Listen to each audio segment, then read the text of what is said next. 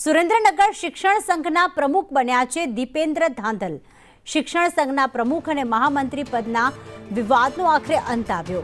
નવા પ્રમુખ દીપેન્દ્ર ધાંધલનો 3 મતે વિજય થયો છે। મહામંત્રી તરીકે પ્રદીપસિંહ પરમારનો વિજય થયો। કોર્ટના આદેશ બાદ શિક્ષણ સંઘની ચૂંટણી યોજાઈ હતી।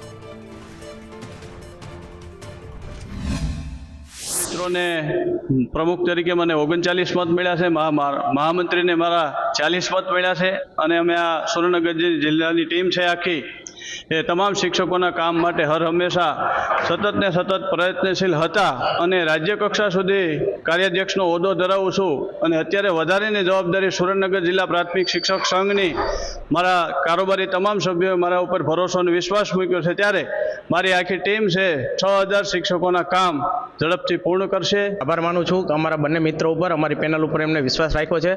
એ વિશ્વાસને કાયમ રાખીશું। સાથે સાથે શિક્ષકોના જે કોઈ પ્રશ્ન છે એ સંગઠનને હિતમાં લઈ સંગઠનના જે સનિષ્ઠ નિયમો છે એને વળગી રહી અને આદર્શ શિક્ષકત્વને સાબિત કરતા એ બધાય પ્રશ્નો અમે એના હલ કરીશું।